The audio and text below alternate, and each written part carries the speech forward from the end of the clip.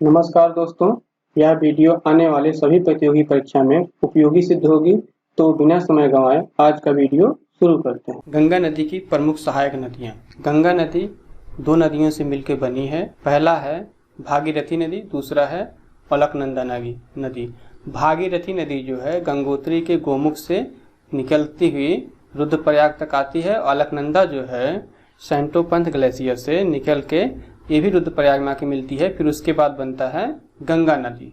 ये वाला क्षेत्र यहाँ रुद्रप्रयाग में अलकनंदा और भागीरथी मिल के आती हैं, तब यहाँ बनता है गंगा नदी। और फिर इसका जो है अगली सहायक नदी जो है जो बाईं तरफ से आके मिलती है वो है रामगंगा नदी। और फिर दाईं तरफ से आके यमुना मिलती है। फिर यमुना में जो है चंबल नदी आके मिलती है।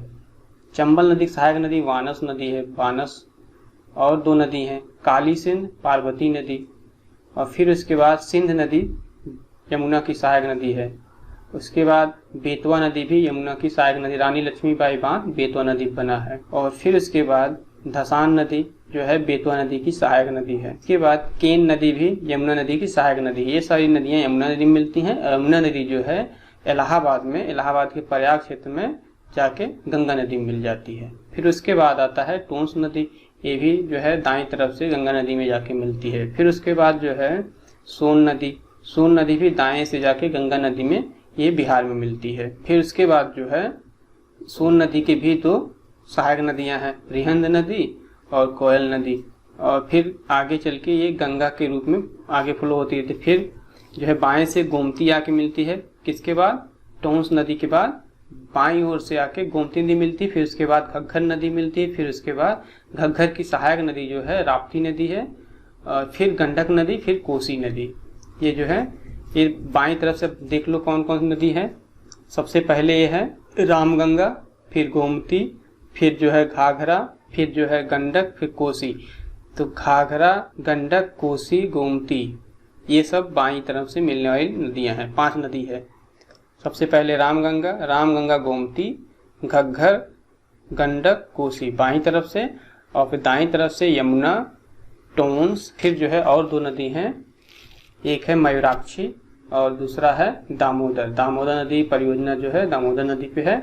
उसके बाद ये हुगली नदी के रूप में बंगाल की खाड़ी में गिर जाती। तो उसमें जो है कुछ नदी छूट गई थी, क्योंकि उसमें जो है मेन नदी जो एग्जाम में आता है वही बताए हैं।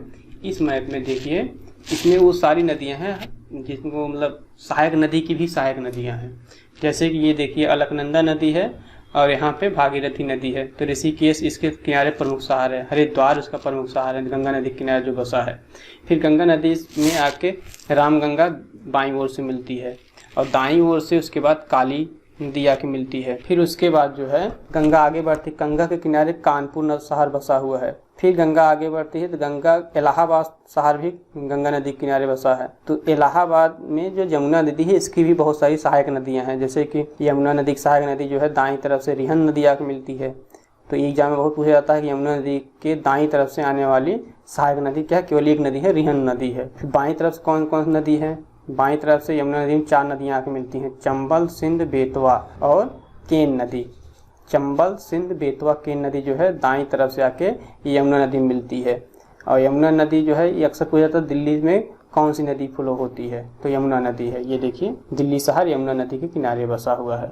फिर चंबल नदी जो है इंदौर से निकलती है, इंदौर मध्य प्रदेश में है। और फिर इसकी भी 3 सहायक नदियां हैं, मुख्य रूप से 3 सहायक नदी हैं। तो पहला है दाईं ओर से बानस नदी मिलती है और बाईं ओर से काली सिंध, पार्वती नदी है। और फिर इसके बाद बेतवा नदी की भी 3 सहायक नदियां हैं। बेतवा नदी भी जो है मध्य प्रदेश से निकलती है, जैमिनी नदी, धसान नदी और बिरमा नदी, ये जाके बेतवा मिलती है। बेतवा नदी यहाँ पे जो है रानी लक्ष्मीबाई बांध है। और फिर केन नदी की भी 3 सहायक नदी हैं, बारमस और सोनार, ये जो है इसकी सहायक नदी हैं, 2 सहायक नदी हैं।